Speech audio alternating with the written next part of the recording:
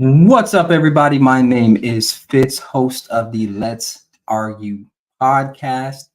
Thank you for tuning in on this Friday afternoon. We got a lot to talk about, so I'm not even going to waste your time. Not that I would ever do that, but a lot to talk about today. We're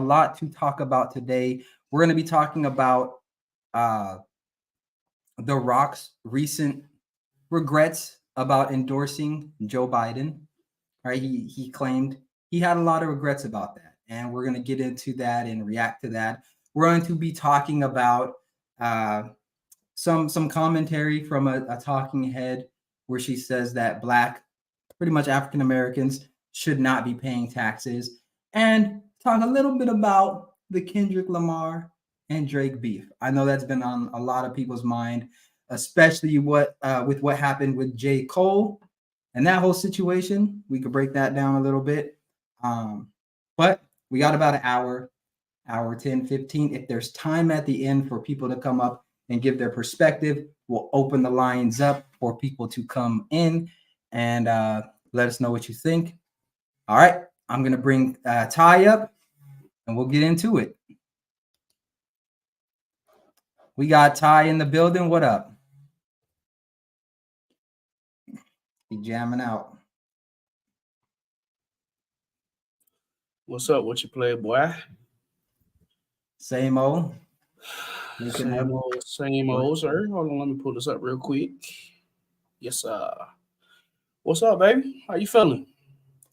Feeling great. Excited about the topics today. Feeling good, living better. Yeah.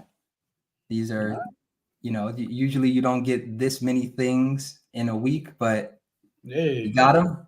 So do them justice. Return, baby. Yo, it's your boy Ty. I'm just getting over sickness, so feeling good, living better. Holla at your boy on the socials. _Wolfwagon_. All your dog training tips and needs. Got the blog coming out. K9 Chronicles. Like I said, that's every week, maybe twice a week. There's no specific day when it drops. It just drops. So be aware of that. Subscribe to that. And holla at your boy if you need some help. Sir, I always forget to go tell people go check out my Instagram at Skits by Fitz. Pretty much it has a lot of the same content on YouTube, but a little more on Instagram. So go check that out at Skits by Fitz. But let's get into it.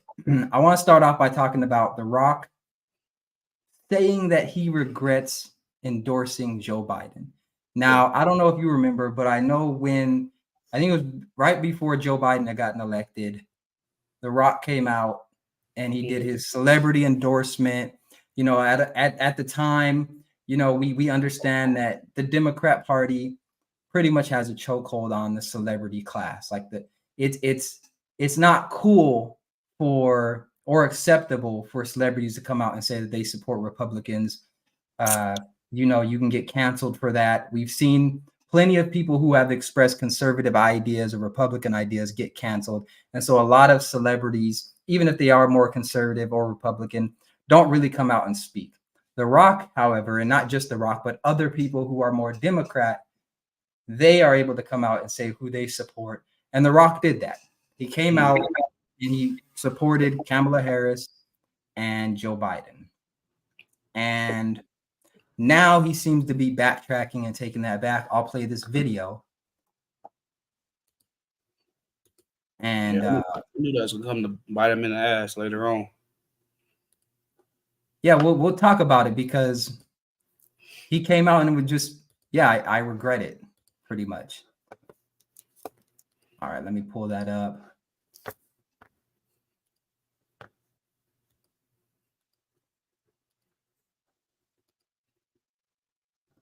All right. So here's what The Rock had to say. And this was an interview on the Will Kane Show. Make sure you go check out the Will Kane Show. I don't really watch it, but I want to give him credit for the video. So as a fellow content creator. The fame is a superpower when used correctly, I believe, when you could use it to influence people and also use it to influence other people in terms of, again, being direct and being honest. So let's be direct. Let's be honest. There was a time that you used your fame, and it was a time that not everybody was happy. and that was a few years ago. That's right. And you made a very big point. You said, I've never done this before. I've never endorsed a political candidate. That's and right. you endorsed Kamala Harris and Joe Biden. And I'm being real with you, and you're being real with me. Sure. A lot of people on Fox watching us, you and I talk right now, remember that and wonder about that. So how do you feel now in retrospect with that endorsement? They're the Rock's words. In what way? Are you happy that you made that endorsement in 2020? Are you happy with the state of America? Am I happy with the state of America right now? Well, that answer is no. Do I believe we're going to get better? I believe in that. I'm an optimistic guy, and I believe we can get better. The endorsement that I made years ago with Biden was one I thought was the best decision for me at that time. And I thought back then, when we talk about, hey, I'm in this position. So right there, Mm-hmm. he was being honest. Hey, I thought this was the best decision back then. Yeah. I thought this was the best decision back then. I don't think he may get into why he thought that. Let's see. Position where I have some influence, and it's my job then. I felt like that then. My job now to exercise my influence and share with this is who I'm going to endorse. Am I going to do that again this year? That answer is no. I'm not going to do that, because what I realized, and I didn't realize it back then, Will, but I realize it today. And back then, just like I am today, very lucky, I was then the most followed American man in the world, and I am today the most followed American man in the world, and I appreciate that.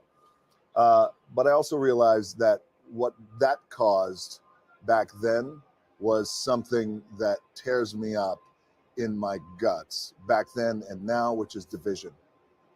And that got me. And I didn't realize it then. I just thought, hey, our country feels like there's a lot of unrest. It feels like. Okay, so I actually may have, and in the spirit of The Rock, being honest, I actually may have just went with the headlines as well on this, because when he said, I won't be endorsing him again, I took it as he was not satisfied with Joe Biden's work, and he's not going to be endorsing him again because of that. But watching it a second time, it seems like he might be saying, in general, I just don't want to endorse a presidential candidate. Right. What did you take away from that? Yeah, I mean, because why now? He hasn't done it before, and he's had. I mean, The Rock's had influence for 20 plus years. Everybody loves him. Everybody, messes with him and things like that. I think it kind of put him in a spot where it hurt him.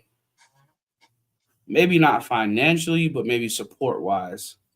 And I think it may be some endorsements, maybe some business plans fell through because of his endorsement.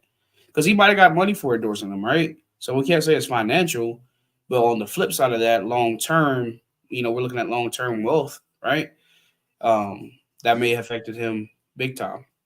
But do you think, based on what he said right there, do you think that he's saying he is not going to endorse Joe Biden because of Joe Biden's policies or Joe Biden's presidential run? Or do you think he's saying that because he endorsed just a presidential candidate, it caused some type of division? I think he's leaving it for people to decide. I don't think he gave a clear, straight answer on what side he's on. Obviously, you can take that. You could take from that.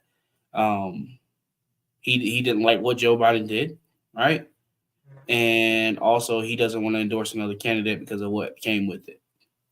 So a little bit of both, but he's not coming out straight and saying that.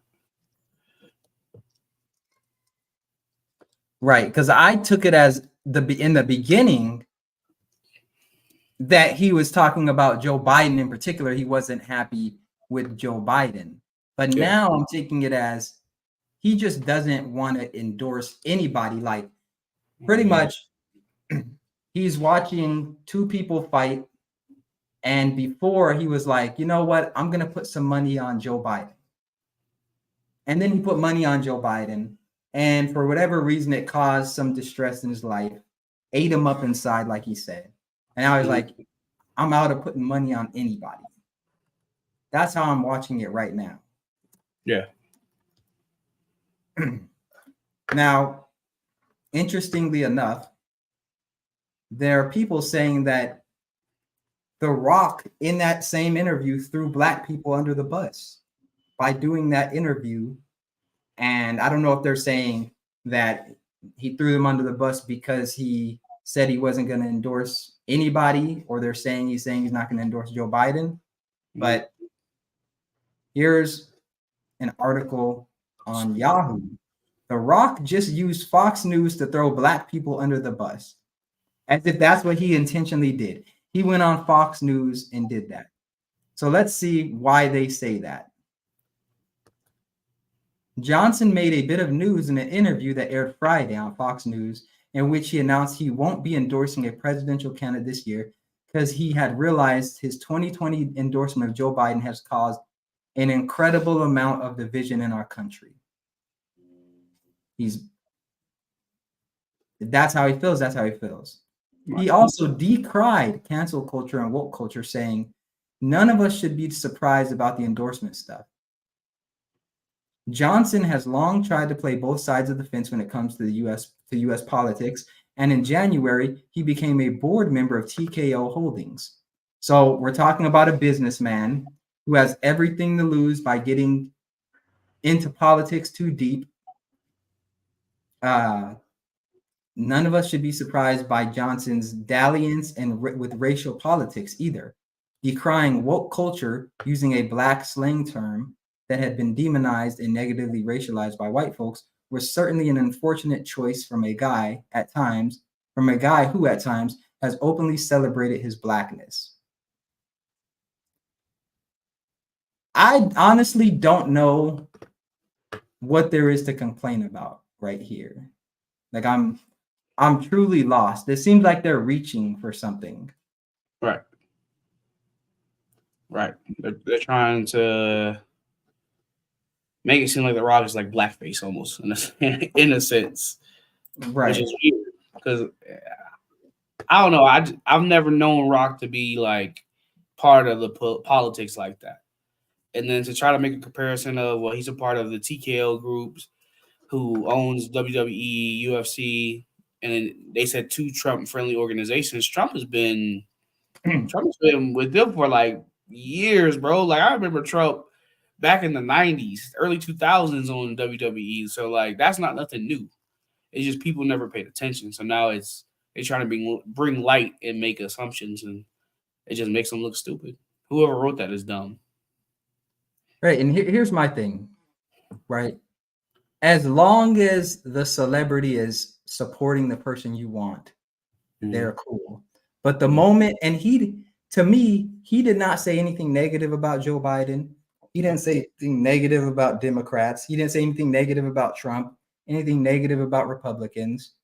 He was asked his opinion about the state of America, and he said he's not happy with where it is, but he's optimistic about the future. So I don't really know a more politically correct answer than that. Like what? Because on one hand, we're upset as a community when our celebrities go out and start speaking politics and don't say what we want. But then on the other, when they try to avoid politics, we try to drag them into it and be like, oh, you're selling out, you're tap dancing because you're not echoing whatever political sentiment we want to. Some people just want to make their money. They want to chill. They want to support however they can, whether it's donating money here to this organization, giving their time here. They don't want to be in the political landscape where, just like this interview, he sits down and does an interview, and then they twist everything to fit a narrative so that they can get a headline. Right. I think that's an important piece too, because some of the things that you and I talk about and we talked about on the podcast is mastering yourself first.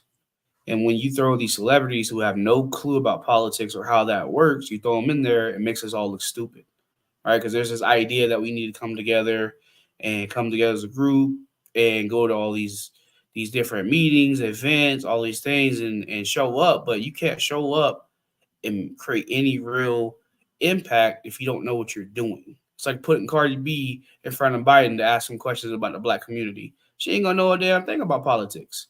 That's not her lane. You feel me? And we have to take that as an example of mastery first of self. Then we can come together and be the voice that we want to be for the community. No, I completely agree. And one more thing before we get off this topic. I think if the Black community is serious about entrepreneurship, if we're serious about business, we have to understand that street mentality, that street mentality of you have to address everything, or you have to operate in the same way as a businessman or woman that you would on the streets, where you have to get out of character, or you have to fight fire with fire and be this violent, aggressive person all the time. I think we have to get out of that mindset, because oftentimes I notice that when a Black man in particular tries to be professional and they try to hold their tongue out of grace, and they try to hold their tongue because there's more at stake than just me being able to say what I want to say and get that instant gratification, we're viewed as soft. We're viewed as weak. We're what was someone said? I'm more evolved. I've evolved, and I think that's a huge problem. I think it's a huge problem because so many of us want to live that street life and deal with problems through that street life, but then talk about entrepreneurship and talk about business and talk about how we need to come up in this world. These two things, it's going to be difficult for them to coexist. And I think that we push that on celebrities. So when people see The Rock talking the way he's talking, not really, just kind of wanting to chill, lay back, they're like, no, deal with it this way or you're a sellout. I don't agree with that. Yeah, I don't either. And I've had to check myself numerous times, because I have like a mixture of if anybody watches the Moondocks, Huey and Riley at the same time inside of me. There's times where I'm Huey all the way, intelligent, smart, not playing these games, and other times it's like I want to get active, and act a fool, and it's a constant back and forth. But lately it's been more Huey than it has been Riley, because I got so much to gain going forward, and not giving attention to certain things, people, events that are taking place, because I'm on a mission and I can't take myself off that mission. Right, exactly. So if The Rock does come out and start talking Black talk and saying this and saying that, as the Black community, we don't even have the infrastructure to properly support him. We're not going to pay that man's bills if something happens to his career. We're not going to go spend money on his movies that he funds out of his own pocket, and now there's a larger paywall than there would have been. We're not going to do that. But then we want him to be the face of a movement that he's not even involved in. Mm-hmm. We want him to be the face of something, or we want him to risk what he has going on. And this is one of the biggest criticisms that I have of the Black community when it comes to the expectations that are put on Black people who may have a little bit more money, who may be a little bit more successful. We're expected to risk everything that we worked for so that we can say what you want us to say. But then there's no support when we go home. Mm-hmm. There's no support when we come back to the Black community. It's like that. It's like, having a friend that instigated you to get into a fight, and then you start getting jumped, and then they walk away and watch you get jumped. Mm-hmm. I was only fighting for you, though. Next time, I'm not going to fight for you. I think that's a large part of maybe why more powerful voices don't speak up in the way we want them to, is because we're not going to fund them after they throw away years of hard work for a couple minutes of saying something we want them to say. Mm-hmm. And they're not even about that life. They don't even want to say it. So that's my perspective on that. Moving on to our next topic. Okay. There's a woman, I think her name is Tiffany Cross, and saw this video. I've never heard of her before. I think she has a podcast. Go check out Tiffany Cross podcast. Type in Tiffany Cross. She was talking about, I think there was a conversation about reparations, and she was saying She does not think Black Americans should pay taxes, or she was saying that there was talk about Black Americans not paying taxes as a form of reparations. And I wanted to open up that dialogue because I've done multiple videos on reparations, had those conversations, and I want to dive a little deeper into it. So let me pull that up. Yeah, she has 2 podcasts. I think she has the Native Land podcast, or the Native podcast with Andrew Gillum. He was running for, I think, governor of Florida. What the hell is native land? Why she had that for? I'm not sure. I think that's what it's called, but I could be incorrect. Yeah, it's called native land. What the hell? Let's see. That's weird.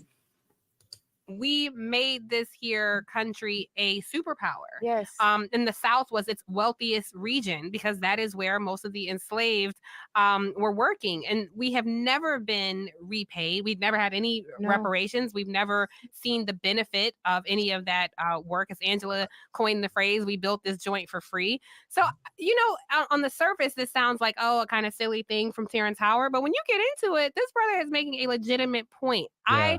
I don't know how we would make this happen, but I would be completely down for some sort of policy that says, yes, you are exempt from paying taxes. Okay. So they just give everybody a podcast nowadays. Jesus. Well, here's my question, right? Because I am of the belief that if the Black community can put together a cohesive document, a cohesive argument as a community organized that a majority of us support about reparations, I think it's an interesting conversation to have. And I think that there are some points to be made, not only for reparations, but against reparations. I think that it's something that, you know, needs to be at the forefront of a national conversation so that we can work things out, because it's obviously a hot topic and a hot issue and something that's dividing or, you know, the country in terms of who agrees with it and who doesn't. But here's what I'll say. When she's talking about Black people not paying taxes, my question is, what would that solve? Right? What problems would that solve? Is it just we're owed money, don't pay taxes? How long? And she did admit she doesn't know how it would work. But this is just me posing the question. What would that look like? What taxes are we talking about? Because most time when people talk about not paying taxes, they're talking about income tax, right?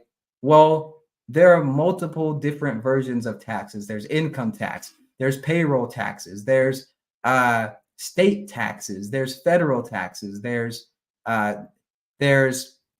capital gains taxes. I think there's inheritance taxes in some places. I'm not sure. There's all these, there's sales taxes, estate taxes, right?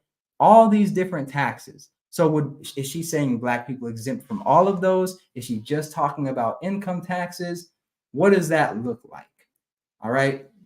What are your thoughts? Like, would Black people benefit much from not paying taxes? Like the average Black person? No. Why do you think that? I don't think it's going to make a difference because Black people are consumers. They're not producers. They're not going out and getting more skill sets. They're not getting into these necessary careers that are needed by everybody.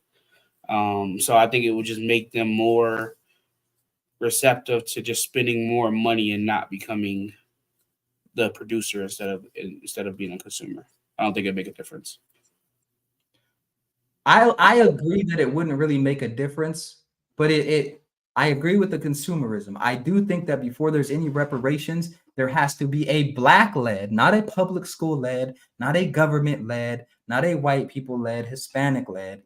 There needs to be a Black-led movement for financial literacy, not from scammers, but from qualified financial professionals who have the utmost ethical responsibilities and can be held to the highest level of standard.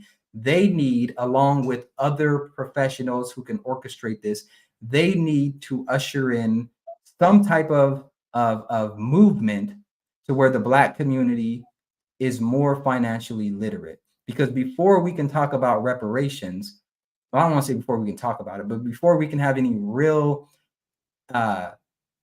reparations agenda, reparations bill. We have to be clear on what it is we want and what it is reparations would solve. Are we just saying we're owed reparations, give it to us? Do we want reparations to solve a certain issue? What is the purpose of reparations? Is it because we're owed money and we're just like, we're not letting that go and we think we're owed it? That's one thing. The next thing she said that I want to touch on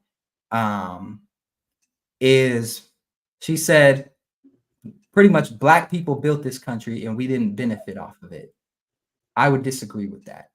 100%. Black people in America, I believe, are the richest group of Africans around the world, right? We're the richest group of Africans, Black people in America. I think the combined revenue or income or whatever, GDP, I think, of Black people in America is more than many countries' GDP, if I'm not mistaken. I'll have to double check those numbers again, but I think last I checked, as a collective in the United States, if you pulled Black people's money together, we would have more than most countries. And so this idea that we didn't benefit from it, maybe we didn't benefit as much as white people or other groups of people, but we have benefited from our ancestors being here. And I don't want people to take my words out of context. Oh, we benefited from slavery. He's agreeing with slavery. Yes. But what I am saying is, if we built this country and we haven't gotten nothing from it, we've gotten something. That's a different conversation. Have we gotten enough? So to be clear, slavery was bad. I do not agree with slavery. Black people are benefiting from being in the United States right now after we built this country. That is what I'm saying. All right. I think some of that stems from the victimhood, because it's always about slavery. It's never about what Black people were good at the time. It's never about how the ancestors were warriors, medicine men and women, hunters, gatherers. It's never about that. It's always about slavery. It's always the victim. It's always this, and this. It's like the more they push that agenda and that narrative, the more people are going to start believing that. And this idea of success is going to just go poof. It's going to go away because they keep pushing that. And for her to say that is just crazy. And if she did some research, the United States technically was not supposed to have taxes this long.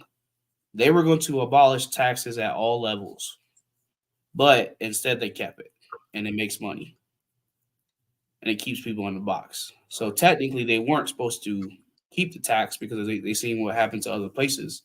And they had talks about it, but it never became a real topic in modern day. Yeah, if I'm not mistaken, I think what happened was that the federal government wasn't able to really enforce the way that it, I guess, needed to or wanted to. And so because of that, what they had to do, they had to go get money and go get money and go get money. And as we roll out more of these social programs, as we roll out more of these government dependency items, we're going to see an expansion of government, I think. This is why I'm so wary of Black people depending on government for certain things like teaching Black history or building art or building institutions or funding certain things, because the hand that pays is, you know what I'm saying? Like the hand that pays is the hand that plays. So if they're funding everything and we're dependent upon them for everything, they can take it at any drop of a dime without any notice. Yeah. And if we're going to talk about being tax-free, it needs to be all Americans, not just one particular group. I'd shoot for everybody to be tax-free.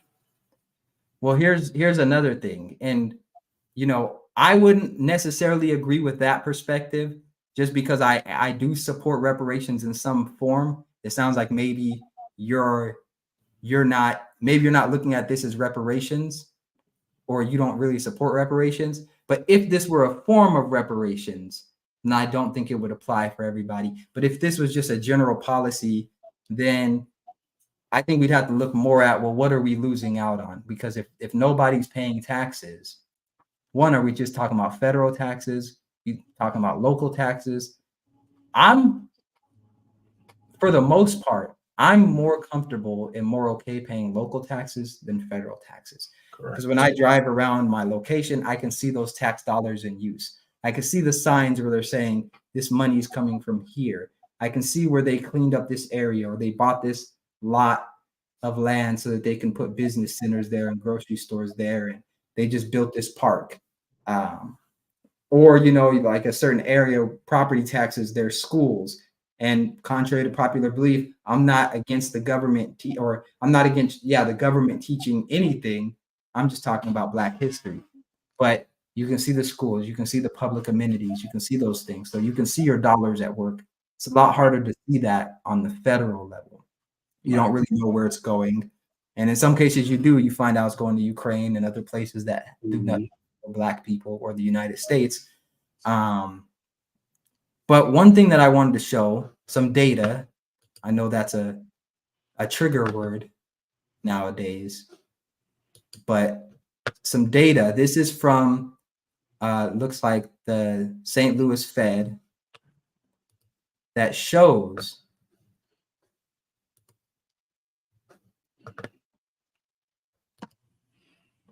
personal taxes, federal income taxes by race, Black or African American.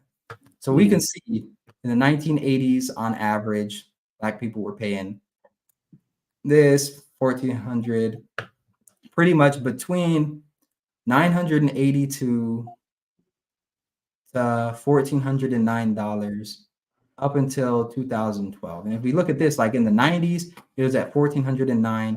Then it goes down to $178. So it's like it can go down. But then you see in 2012, it skyrockets. 4,358. Now 2022, 3,466. So that's yearly, right? 3,466. So when I ask, would it really make a difference? 3,466, I believe that's what it was. If you divide that by 12, I think that comes out to around $300 extra a month. If we're just talking about the personal income tax, $300 extra a month. What would we do with that $300? Is that going to move the needle? And is that something that we'd be willing to fight for? And if we fought for that, all right, how long would it take? And would there be better ways to increase your income by $300 a year? Would there be more effective ways? Again, it'll make a difference. Gas. There'll be more consumers than anything else. So that $300 would be poof gone. Black people are in a chokehold right now with consumerism, from music to clothes to cars, jewelry. Like that's not going to benefit nobody but the people who are producers. So it would be a waste. It'd be a waste of time to even talk about a policy like that, because it'd just be another way of government assistance or government handout. Y'all was all about that $600 stimulus check. I mean, it wasn't anything that was making or breaking. For the average American, every little bit counts. I mean, that sounds nice, but every little bit doesn't count from the perspective of they're not, when people get more money, it needs to come with more discipline. It needs to come with more discipline, and it needs to come with more education and things like that. I understand that taxes are technically our money, and that we wouldn't be getting money, we'd just be keeping money, and it wouldn't be a handout because it's not the government's to begin with. We allow them to take the money and all of that stuff. I understand that. My main point is this, okay? Let's not pretend that this is a long-term solution for the things that need to be done in the Black community by Black people, because $300 extra a month That's not going to move the needle if you don't know where to put that $300. If you get $300 and now you go spend it on J's versus invest in your 401k or invest in stock or invest in another asset class or invest in your emergency savings funds that you have money in case of an emergency, things like that. If you're still going out overpaying on your car payment, if you're still going out living a lifestyle you can't afford. No, he said $300 isn't a lot for you. What I'm saying is $300 isn't a lot for most people because most people can find $300 in their budget. However, most people's problem is a spending problem, not an income problem. So all that would happen with that $300 is they would probably go spend it on something else that they don't need. Like, true story. Said that's not your choice to make. I'm not trying to make a choice, right? Well, what I'm doing with that, man, like Black people can't preach this collective that we need to come together as a group and all these things and say that same stuff in the same sense, bro. Like, you can't say Black people need to get together, we need to get help, but then say, oh, it's not your choice how they spend their money. That's so contradicting. You can't say come together as a collective if we all can't think on the same page. And again, this is why we talk master yourself before going out to your community and try to create some type of social impact. You can't turn around and say, well, you can't tell them how to spend their money. If we're trying, if the collective goal is to better the Black community, then we do have a say so. But then if that's the mentality, then okay, the black community will continue to suffer. Black people will continue to suffocate because they're staying at the level they're staying. right. And dying J's does not help us. Right. And to be clear, what I'm saying is, he's saying, I'm not saying it's your choice. I'm saying it's not your choice to tell people they worked for it. Right. What I'm saying is that would the $300 a month move the needle? I don't think so, because it needs to come alongside education as well. That's what I'm talking about. To give an example, right? When I had locks, I would go get my locks done, and there'd be different places throughout the years I got them done. And in those places, these people weren't making a lot of money, but I would go and they'd have bigger TVs in their house than I did, and I made more than them. They'd be driving a nicer car than me. I made more than them. They'd have better clothes, more expensive, all these things, right? But look at their living situation. So that's my point, is just because you give people more money doesn't mean that their life is going to get better. So it needs to come with education. It says, I want everyone to invest, but we don't do that now. How much do you two invest now? We're not talking about investing. We're not talking about that. What we're saying is, what I'm saying is, I don't want to speak for Ty. Even if we took that $300 and people didn't pay it, right? Does that solve problems in the Black community? What problems does it solve? None. That's my point. Creates more problems.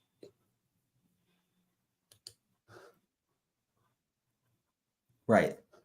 This is asking what someone's investment portfolio looks like. How is that relative to what we're talking about in terms of whether $300 would move the needle for somebody? Mm-hmm. And and another question is, because people are preaching, got to do better for Black community, white supremacy, all these things. How does you having an investment portfolio help the Black community? How does it create social change in the community?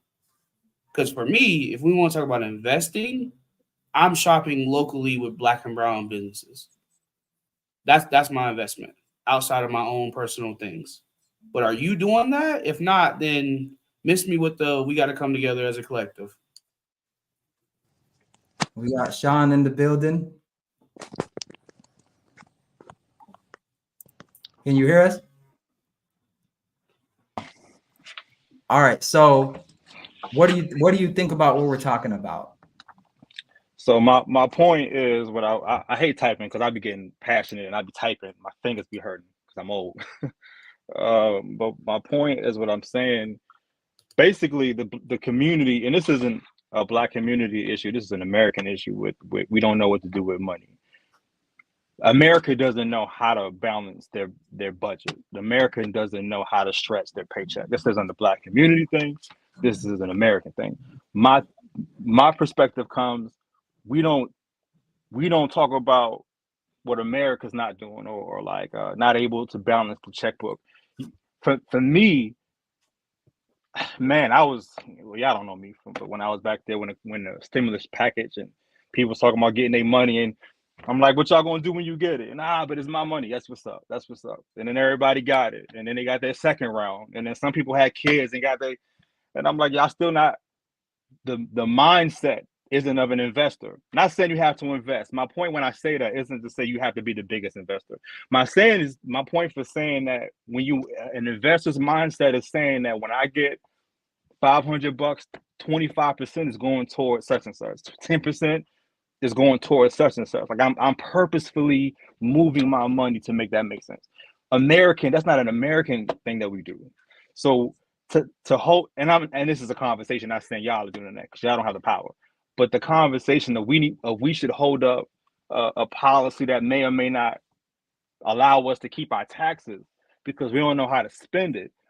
Well, y'all shouldn't get your paycheck because you don't know how to spend your paycheck. And I'm saying that as a collective. I'm not saying that as Black, white, Indian. I'm saying Americans don't know how to spend their paycheck. That's why there's so much poverty. That's why there's so little wealth. So it's like either we're going to let everybody have their money or nobody's getting their money. But we can't pick and choose when the Black community needs to be, hold the hand to show them how to. That's your right as an American. The same way as my right to spend is your right to invest. Is Ty's right to. I think you're misunderstanding what the argument was. I don't think I was arguing for preventing it from happening. Yeah. My argument was it really wouldn't help. And it sounds like you agree with that because you just admitted that we don't, not just as Black people, but as Americans, really know how to manage our money in a proper way. What I'm saying is that taxes, we all work for it. No matter what sector we're all in, we all can check that pay stub. And it says federal, state, 911, whatever it says we all live at. We work for that.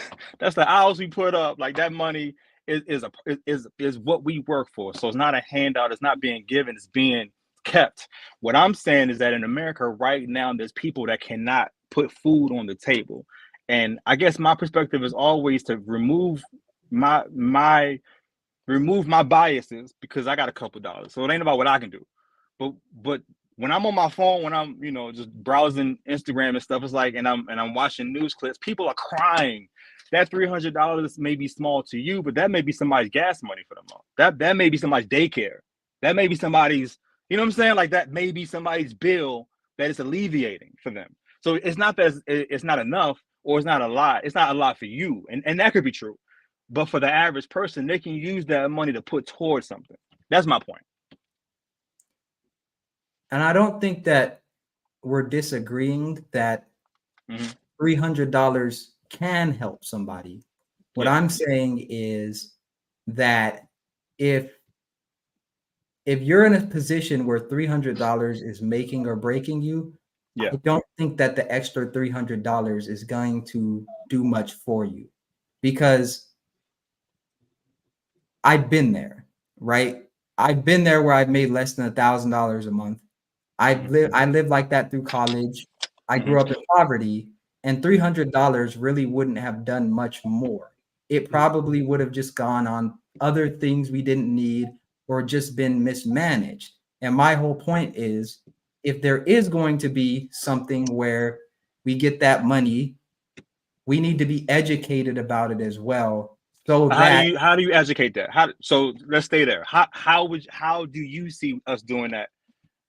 Putting the educational part in the mix to make people have the knowledge to be able to do the right things with that. How does that look to Fitz? I think there's inklings of it right now where financial content is becoming more and more popular. Where I think it's messing up right now is everything is over glorified. Everything is you can get $1 million next month.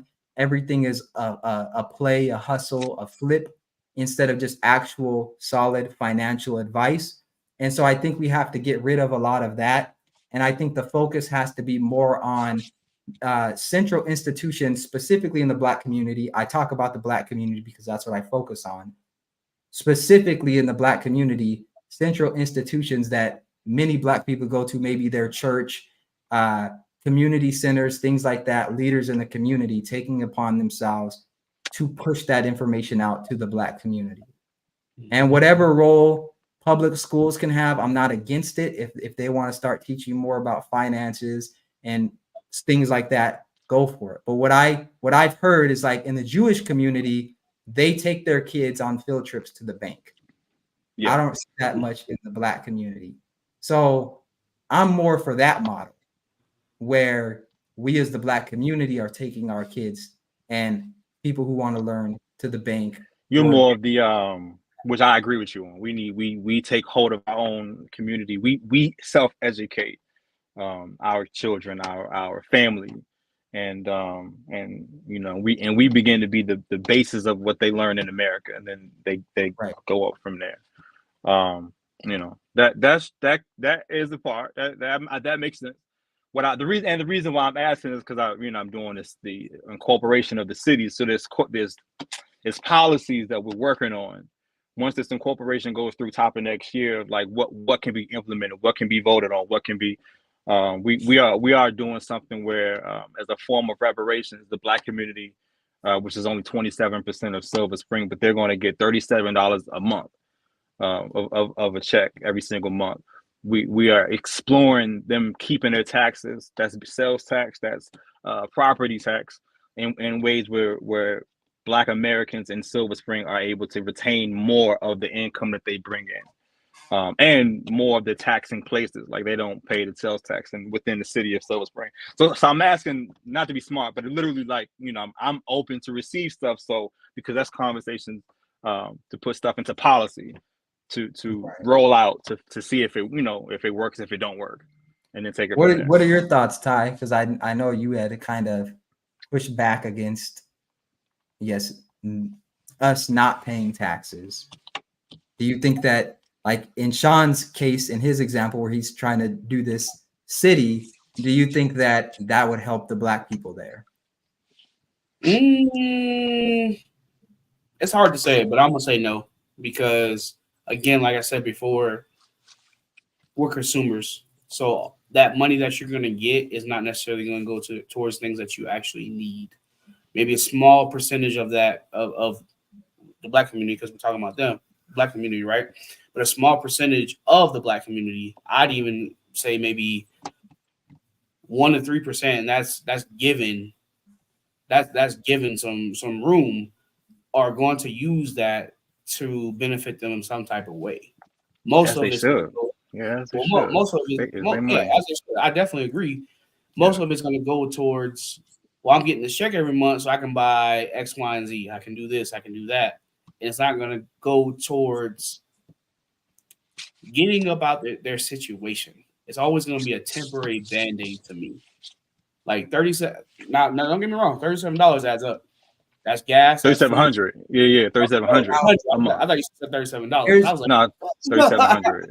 Here's something I just thought of, and I want both of your opinions on it. So, Sean, earlier you were saying, well, it's not a handout because it's your money. Right. It's not. It's your money. Yes. So if we were looking at this from the perspective of just the Black community didn't have to pay taxes, is that something you support? Where it's just the Black community? Yeah, I'll email it to y'all if y'all want to read it. But there's a 62-page proposition that was done for San Francisco when they was doing the reparations committee. And when you read the whole thing and you see all the ways that reparations is going to be implemented in that city, you realize it's more than just cash payment. Like it's not paying, it's things like assets, that. it's putting up trust, there's community centers, there's stuff like that.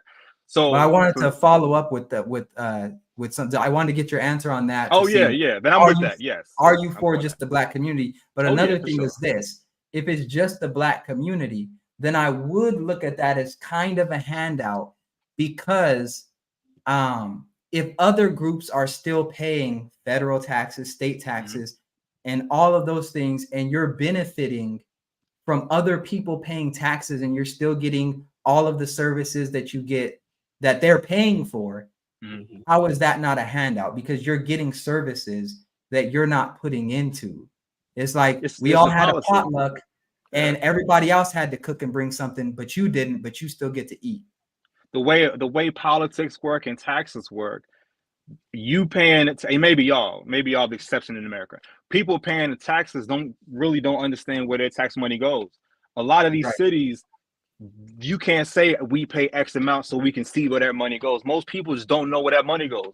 The roads are still bumpy. The schools are still, they need air conditioning in 2024. Like it's not making it better.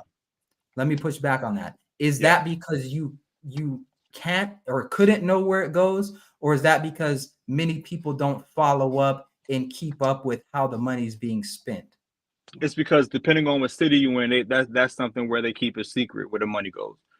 So it's public record, but you need to be at these meetings a lot of times, and a lot of times when they hold the meetings is when people are at work. So my luxury is that, and it seems like y'all luxury, right? We don't during the daytime, for whatever reason, we're not in a physical building. We're not physically somewhere. We're at home. We're wherever we're at. Most people, that's why I keep going back to I gotta remove myself. Most people aren't in a position to attend these things because it's during work. It's during their work hours. It's the 9 to 5. They have it at 3. It's like, wait a minute, why would that be at 3? Why, stuff like that. Why would it be that time? I agree that the discussions they may be held at there, but from what I've seen, a lot of that public information is still available somewhere online, or you can go to the building and request. But the issue is, by the time you get it, they voted, so it don't matter. We have to get on the front end of that. That could be the case, but let's.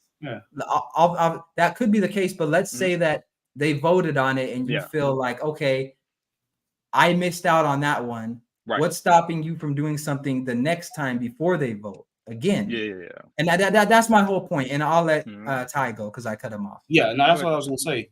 Is like if you missed the first one, look up when the second one's gonna be. Take the time off. Most jobs give people PTO. And sometimes jobs will even let you have the day off if you're going to something like that. Like people get the day off to go vote, or they get a couple hours to go vote. Not in Maryland, not where I'm at. But here's another thing as well. A lot of these meetings I've seen, they get streamed online as well. Yeah, and you can watch the replays after them. COVID. Yeah, after COVID. Yeah. Well, the point that I'm making is, I think for a person that wants to be informed, the information is there. Like if you just look up a lot of the data, the United States actually has a fairly structured and decent amount of data, publicly available data sets that you can go to. The Bureau, the census, that is something that is unique.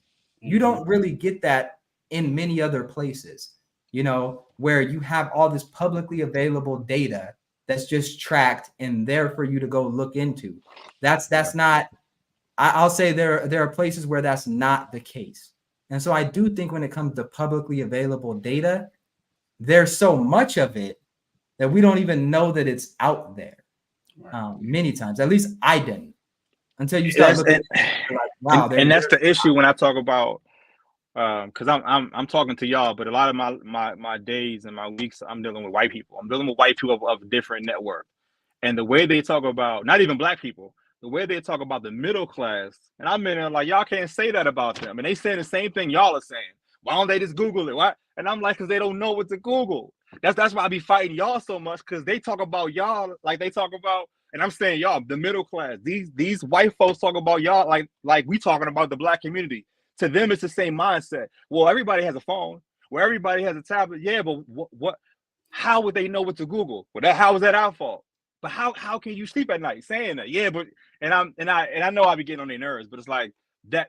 My brain works that way. Until we know what to Google, we can't Google it. Until I know what to Google to do tax liens in Maryland. How would I know how to do a tax lien in Maryland? I wouldn't know. I wouldn't know how to do it in Texas. I wouldn't know how to do it in Florida if I didn't know agree the with proper that. terms. We have to I learn agree. what to Google. I agree. And You what to need to know research. what to research. You need to Yeah. know what questions to ask. But then how do we do that? How do we get that? And How do we that's get that a- information? That's a That's the different question. conversation. Yeah. But I Yeah, do yeah. think that that's a different conversation than if you Googled it, you're still not able to do it because of racism. I think those two things, and I think you saying that gives me a little more hope that, you know, like, yes, maybe you don't know that information already or don't know to Google it, but it sounds like what you're saying is once you Google it or once you look into it, the information's there and then you can move My forward. beef, I be beefing with the Black community. I got off social media. If y'all saw my Instagram, it's 40 acre, go to 2021, and then it stops. Because I got frustrated of like trying to give information about business credit, about like entrepreneurship, about business, and people were like pushing back on the stuff, and I'm showing, I'm step by step showing, and I'm like, why am I fighting y'all? So for me, it's like once I show you the stuff, if y'all don't do it, it's a y'all thing, and that's the part where I agree with everything you're saying. Once I got 2021, 2022, 2023, and I'm doubling back, and I'm like, man, this ain't. I have to have these debates with our community because we getting left behind. Like we are getting left behind, and I feel the same way that you feel. But we have to have these discourses with each other, even when people don't want to hear it. Because if we just say, nah, they'll figure it out, they'll get it, they won't. They won't. That's not how that works. They won't do it. So we have to be a voice. We have to be like these videos. I'll be in my office streaming your videos, like being my. Somebody say, "What you doing?" I'm on hold with just stuff playing because people got to see stuff and people got to see it and like, yo, this. But we have to be able to get information out beyond just us because even though we're securing information, the majority of people might not feel comfortable with the information out there. So there has to be a buffer to me. And I see you, Fitz and Ty, as a buffer. And I'm a buffer in some ways. Many of us are buffers, but I don't put that on y'all. I can't be like, well, they got to just figure it out. Yes, they got to figure it out on some levels. Yes, we have to bring them to the internet. Yes, we got to tell them what to search for, but we have to still push them. We got to still be like, y'all, did y'all search about how to become an entrepreneur? Did y'all search how to do an LLC? Did you search how to not like? We have to still have that back end push because if we don't, our people, we know our people, they're not gonna do it. They don't care enough to do it. They care about Drake and J. Cole. Thank you for reminding me. We're supposed to talk about that. Yes, sir. We're supposed to talk about that, but from an intellectual perspective, thank you. That was a good little segue. I love that. I'm hip. So, yes, sir. The Drake and J. Cole beef or whatever, and this it kind of relates to what we're talking about because I don't want to just sensationalize it, but it goes to what we're talking about because based on what I understand, I don't know why these dudes are beefing. I don't know what the problem is. I don't know what the issue is, but this is what's in the forefront of media. And I put it in the title just to bring attention to what we're talking about here, the serious stuff. So I look at the Drake and the Drake, J. Cole, Kendrick beef as something similar to when I say things about the Black community, like we need to take accountability for what we are putting in our minds, for what we're focusing on, because this only gets attention because they know their target audience. They know their target audience. This same situation would not work in country music. Like this wouldn't happen.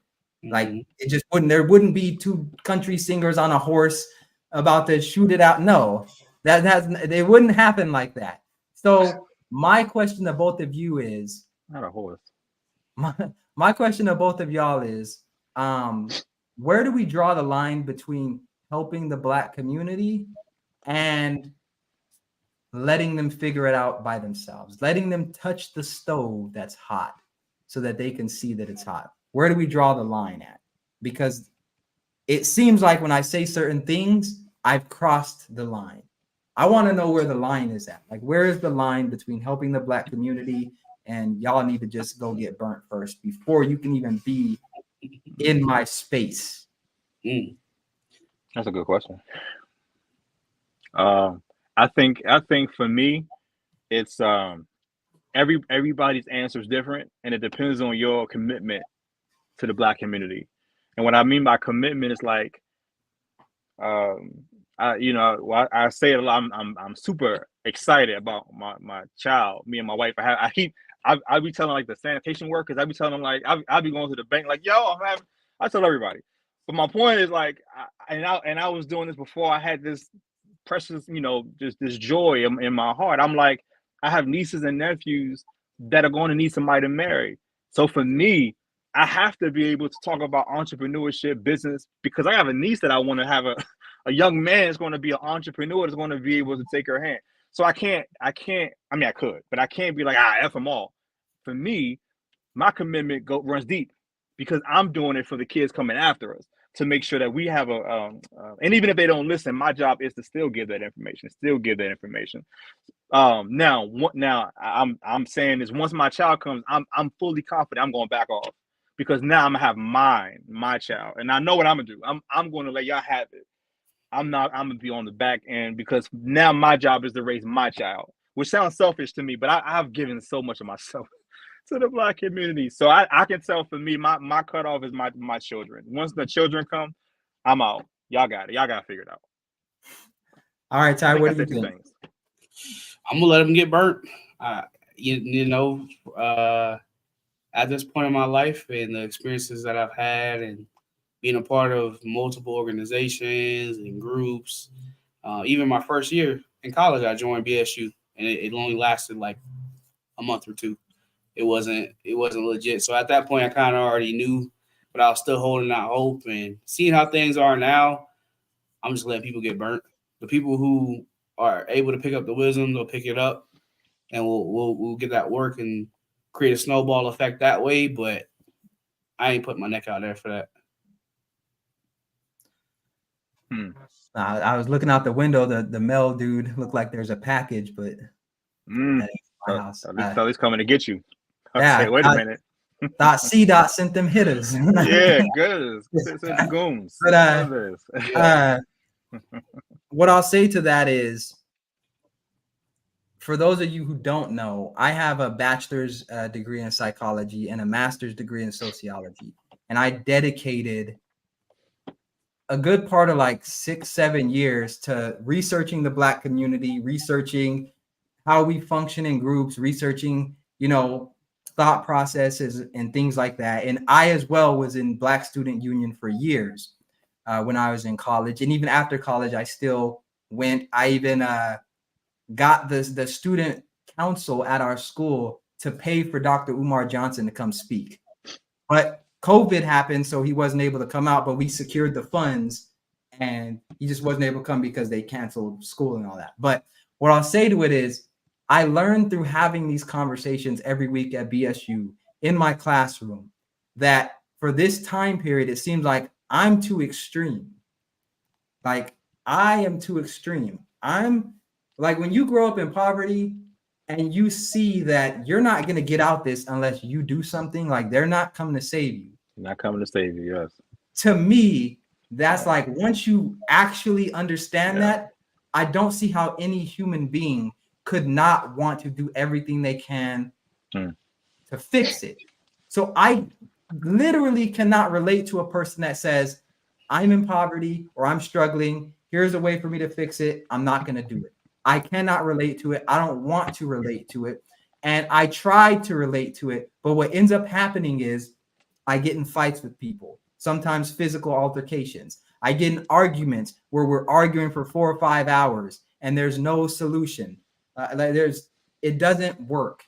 So for me, it's like, and this is business terms for y'all, is like, I look at it as a sales funnel. There's people at the top of the sales funnel and people at the bottom of the sales funnel. And I want to focus on the people that are ready to buy. The people up here, I'll nurture them. I'll put out the videos. I'll do this and I'll do that. Yeah. I'm going to spend the majority of my time with the people I can say, you're a dumbass. You need to straighten your shit up or you need to get the hell away from me. Those are the people I want to deal with because real recognize real. If I tell that to somebody that respects me and that's really on their grind, there's no conversation that needs to happen. They're not upset with me. They're embarrassed that I had to tell them that. Those are the type of people I want to deal with and the people I choose to deal with, because my personality and the way I operate won't allow me to deal with other people. So I think as leaders, we also need to know who we're best at reaching. I can't reach that person over there because I'm going to be off-putting. I've tried it already. It's like, I'm going to be off-putting. So I think as leaders, we also need to understand where we fit in and where we don't fit in at. You know, and it's a rule of 10 I told you about. It's 10 are going to be exceptional, which is you, Ty. I won't put myself in there, but I'll put y'all in there. 2 will be below average, and then the rest will be like the majority will be in the middle. They'll be average. That's how this game works. And I think what I hear from you is what I used to hear from myself when I used to rant to my wife when I play it back in my head. I'm like, why don't they want to? And I'm giving them, and she's like, but why? Why are you doing it? I'm like, nah, but they gotta. And she's like, but why? She was asking a simple but why, and I was so peeved at that simple question. And she, at the point, she was right, but why? You know, they weren't ready. They weren't the two. So us can have a conversation, but then we'll get. And I'm saying y'all will get on a video, and the middle average will see it, and then they'll be offended, and then they'll be like, well, no, because, and that's the part that I had to get out of. I can't talk to the average. I got to talk to the people that's exceptional. That's what my wavelength is, the exceptional thinkers. I'm not at the average no more. I can't play that game. That's for y'all. I'm out. I'm out that pool of foolishness. Facts. Because and it brings you down as well. Like think about it. I think about it like this. In real life, you can learn multiple languages. Like you can learn Spanish, you can learn English, you can learn Russian, right? But imagine if you learned Russian, the more you learn Russian, the less you know English. I feel like that's how it is with success sometimes, and trying to talk to people on a certain level. The more you try to talk to people down here, and when I say down here, I'm not talking about money. I'm talking about mindset. I'm talking about goals. I'm talking about purpose. When someone's purpose is low, their goals are low, they literally do not understand what you are saying. When you look them dead in their eyes and say, I don't care about your problems. I don't care what's going on in your life. Your success is your responsibility. If you come to me with another sob story, you're not going to get a response from me. Someone who has the right mindset, that's all they need to get them going. Someone who doesn't have that mindset, you're this, you're a sellout, you think you're better than me now, all of those things. And it's like, we have to be, I think I'm not the right person, but there is a person that can bridge that conversation. I just don't have the temperament. The temperament. We're a team. We're back in me. That's why I don't always agree with everybody, but I don't agree with my wife half the time. So me agreeing with somebody for me ain't a thing to me. I love everybody, and that's how the game works. But what I do know, I'll use my wife. What I do know is that even though we may have disagreements, the goal, right? The goal is the same. So we may fight about how to get there at certain times, and for different reasons. But as long as we are going toward the end, I'm with that. And I say the same thing for the Black community. I don't agree with a lot of stuff people say, but if I see people really have a heart to get us to the end, I'm a plug in, because for me, it's not about being right or wrong. It's about the collective. And I'm not gonna ever do it on your channel, but I'm a fusser and cusser on the back. Like, I get passionate. Like, come on, man, we talking about? What we doing? To white and Black, because for me, I'm fighting Black people to wake us up. Like, yo, we not as good as y'all think we are. And I'm fighting white people like, yo, y'all keeping us down and y'all know it. And they're like, yeah, we know it. And that's the part that I'll be so passionate about white supremacy, because I'll be with them. And the stuff that I'm saying, they say. And I'm not saying they say about Black people. They say about the middle class. It ain't even got to be poor. They say about the middle class. So imagine if you don't even make, what's America? If you don't make $75,000 a year, you're middle class. I don't know what y'all make. It's not about that for me. What I'm saying is that these people put everybody 75,000 and below in a box, and they're doing everything they can to make sure that everybody stays under that. So when I get passionate, I'm like, both sides of this is foolishness to me. But my heart is always for Black people. But when people are like, nah, we good, huh? How y'all say we good? But to me, they're not ready for that fight, and that's okay. And that's fine for me. It's not to say it ain't there. It's to say people not ready for that fight. I'm a warrior by nature. I want to fight some people. I want to fight some white people. That's my space. in true Fitz fashion, just to instigate something between you and Ty. Ty, why do you think Sean is wrong? Oh, that's what's up. I wish I was wrong, man. That's the thing. I want to be wrong, but it's just like America shows. That's why I was typing. I wasn't typing that for you. There was somebody that, and I keep mixing up Top Dog, whatever that guy, C Dog, whatever that guy's name is. I keep mixing up another guy down in Georgia, and they keep saying, "Come down to Georgia." It's black. I think you're thinking of D Speaks. Yes, I'm mixing them up. Yeah, I'm mixing them up by accident. And I apologize. D Bailey is the one that smokes the cigars on the cigars, right? C-Dot, we don't know what C-Dot looks like. He may be white. C-Dot is an avatar. I got white. Yo, that's crazy. But my point is, like, when they talk, when they talk about Atlanta being this and come on down, and I'm like, y'all saying all that black is blackity black stuff in Atlanta, but there's 300 white men that are buying up the city of Atlanta up under all them black people's nose. So when everybody's saying this black and we this and we that, I'm the one that's like, nah, I went to the meetings down in Georgia at the Georgia or the State Farm Arena. The only black people in there was 2 other black guys that was there as an investor, and then there was 2 more that were actually showing us to our seats. 300 white men have a $6 billion program to buy up Atlanta. The thing that everybody wants to tell me is black owned, black running, black this, black messiah. And I'm like, y'all don't get it until y'all see what I see up in here in DC and how they push everybody out. They push everybody to the suburbs. They push, and it's not going to be about you working hard. It's not going to be about if you just try. There's a systematic push that we don't understand that's there because we want to, and it could be an age thing. We want to think that we've come to a certain place of like, yeah, we're just better. That's not how that works. That's not how that works. That's not how white supremacy works. It works like that, like that here. I'm here to tell you, we gonna buy up Atlanta, and we gonna kick y'all out. That's it. They doing it in Georgia, and they coming to Fort Worth, and they're coming to Phoenix, and then they're coming to Mississippi. Like, they have a whole list. There's a whole. We was there for 90 minutes. There's a whole list of where they're coming, and these are white venture capital firms buying up majority black cities that people want to tell me, now we good if we work hard. Yeah, all right. Y'all not in the meetings. Everybody is surface.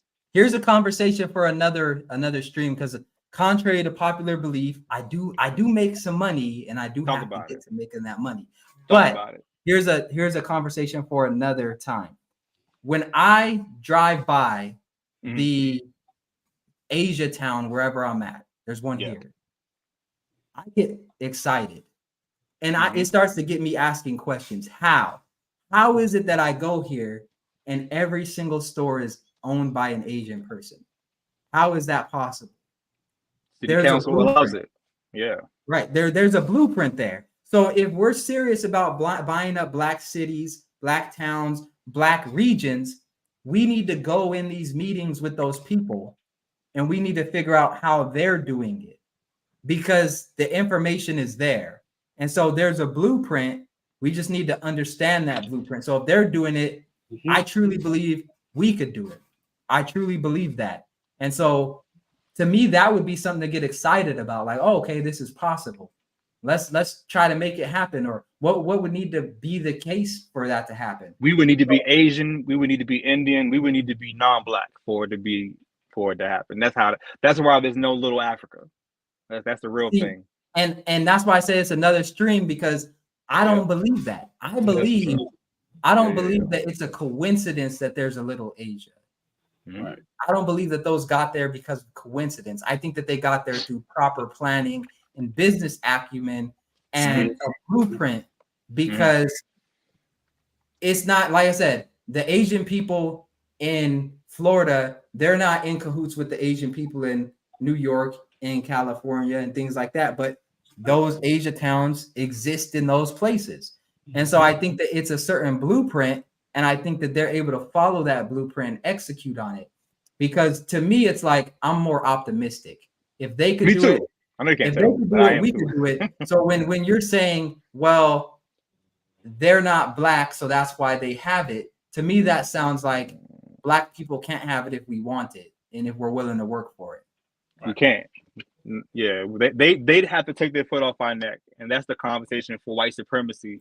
Figuring out when is a good time for them to take their foot off our neck, and city and planning and zoning, getting permits, getting fund. Like it's a whole thing. I'll tell you what. Because for you to say that is to assume that Black people haven't tried. It's to assume that Black people haven't had the wisdom, the knowledge, the expertise to try, which we all have. So it's not for lack of trying. It has to be a different reason. But here's the thing, and you probably read this story in many books. For years, there were people that tried to climb Mount Everest and they weren't able to successfully. But then when somebody actually reached the top, there was a flood of other people that started reaching the top in a shorter amount of time than what these people were trying to do beforehand. Same with like records when it comes to racing. Someone breaks a world record running, and this record has been there for years. Then all of a sudden, next year it gets broken, or 2 years later it gets broken. I think once the standard has been set, the floodgates open. So it may only take one or two little Africas in order for people to be like, oh, wow, that's possible. And then it's a snowball effect. So I look at it like they're supposed to have their foot on our neck. This is business. Of course, yeah. It's a game. It's a race. And I look at it like, have your foot on my neck, but I'm going to show you. And I can't even say it. I can't even say it because it's too much of a pause. It's too much.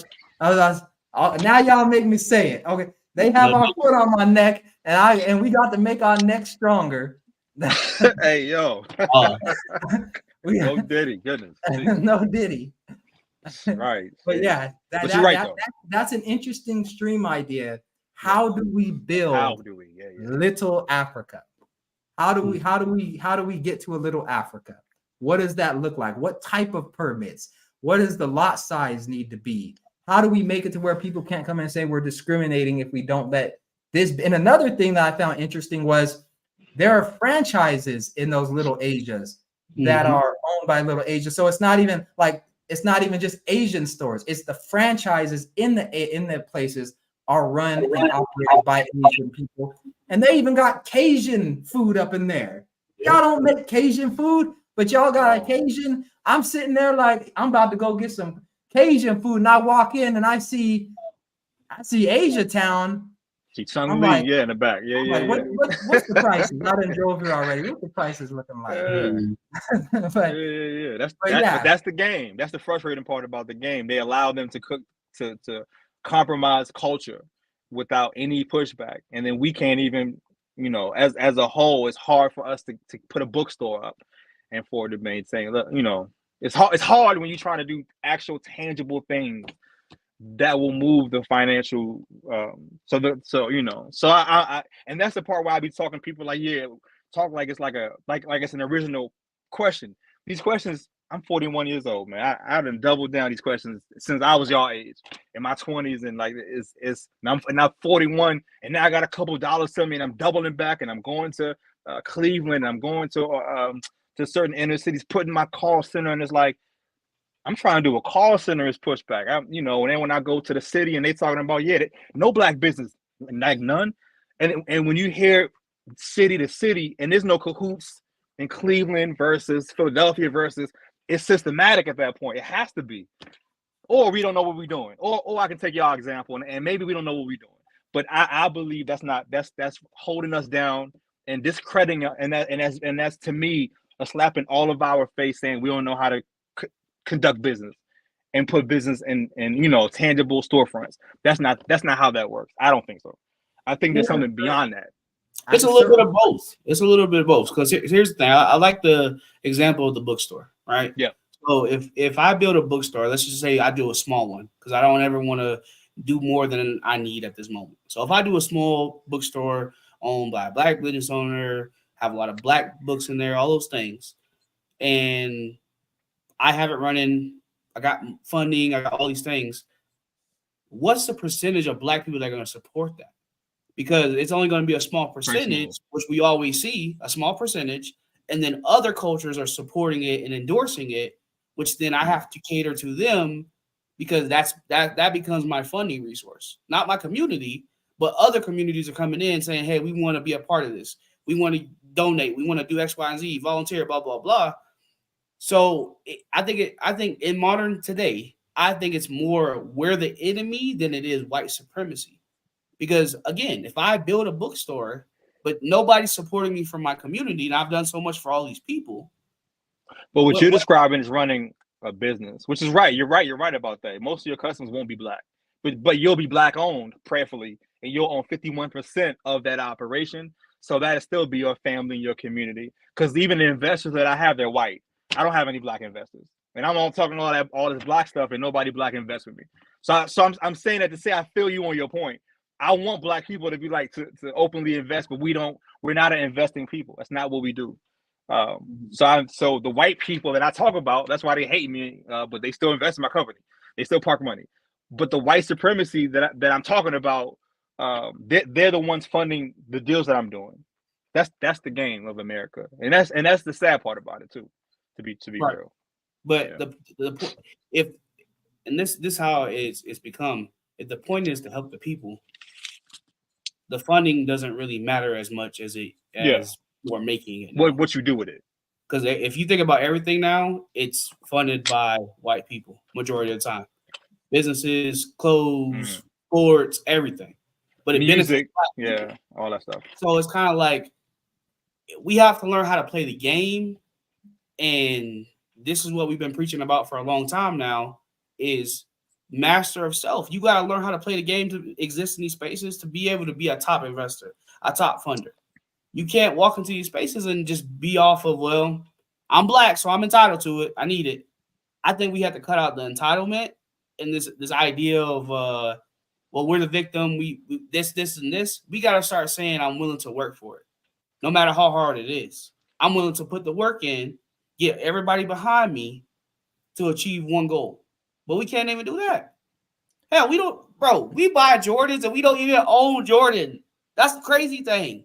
Michael Jordan don't give a damn about black people. But black people still buy his shoes, and it doesn't even go back to the community. No, those are important points. I'll close out with an example, right? To kind of wrap up what we're talking about. Is my audio and everything good? Yeah. You good. I hear you. I'm running a little slow on my side. It looks like that boy leaning. He been drinking that mud water. Uh-oh. No, it's a little glitch on my side. That boy chocolate screw. He done. But what I'll finish with is at one point the NBA was majority white, and black people really weren't even allowed to play, and that was systemic. And then we got in. And then we started taking over. And now it's a majority black. But did we take over if we don't own the teams? From the players' perspective, I think so. I think the ownership of the teams is different. That's a different conversation. But from being a player perspective, I think we took over. I think the same can happen even as employees. If we start honing our skills maybe more towards tech or just certain industries, we can take over those industries and have our fair share, if you will, what people call equitable share. From a business standpoint, I think that there's a lot of untapped energy within the black community. And I do think, much like how black people came in and started dominating basketball and pretty much every other sport we get into, and I hate to use sports analogies because I know that we're typically, I guess, we're workers. Well, we're workers, but we're objectified as only being good for our athletic prowess. Right. So I hate to use that example, but just to draw a comparison, much like we came in and started dominating that because of the untapped potential, I think the same thing is happening in business. I don't think that you go another 100 years and black people are in the same position. I do think we're starting to wake up to the power of entrepreneurship. I do think we're starting to wake up to more ownership. I do think the ways of the past where we go to the election booth and we cross our fingers and we go home and we eat some gumbo, I think that those days are behind us. I think that more people, especially with COVID, especially with the internet and forcing people to kind of get a side hustle and understand online business and things like that. I think the opportunity is opened up, and I'm interested to see, especially when it comes to Africa, because I don't think it's going to be Black people in America that change things for Black people worldwide. I think it's going to be Africa, because if you look at those markets and you look at the untapped potential in Africa, we're talking about something the world has never seen. Like they skipped, and this is another video, they skipped kind of more the Industrial Revolution, and a lot of their infrastructure that's just being built now is going to be more advanced than what we have now, because they don't have to take things out and replace them, which can often be more expensive than when you just start. So I'm excited to see what will happen in Africa, but I'm optimistic for the future of the Black community in the United States, worldwide. The net worth of our people are going to be zero in the next 7 to 6 or 6 to 7 years. So yeah, optimism is great. The numbers for our community, numbers wise, and this is past my millennial. This is y'all now, y'all generations and beyond. Everybody that's saying how good it is, we're trending down net worth wise. So for me, we're not getting it. Whatever it is, we're not getting it. It's not retaining. We're not keeping it. We're not passing it down. And that's what everybody's saying. We pull ourselves up and we're good and we just work hard. Because again, that mindset isn't the first from these Zooms. I'm 41. I was hearing this when I was 21. I was hearing that with my mom, and like, so for me, I'm saying it to say I'm optimistic with what I'm doing. I'm optimistic with plugging in, but as a community, we think we're better than what we are, and that's the issue with Black, to me. So we don't work hard enough. We don't own. We're good being accepted into the league, like you said, being the worker and being the best basketball player. But if we don't own the team, there's no longevity in being a player. And that's the issue with my brain. My brain always defaults to follow the money. I can't follow the talent. Of course we're the best. We know that. We all know that. But if we don't have ownership stakes, if we don't have equitable interest in the actual formation of companies, why would I care that we the best ball players? Because in 5 years, they're going to go broke. Mm-hmm. Except for LeBron, Magic, Michael, the ones that we all know, right? Except for the 0.001%. So that's the cycle. The 0.001% gets held up. Meanwhile, the other parts of our community is like, nah, but we good. Where y'all seeing good? where are y'all seeing that we have so much opportunity? And that's rhetorical because we. But I'm gonna let y'all go. 30 points a game, Sean. I know that's right. Hey. Yeah, that's what's up. Shout out to AD and LeBron.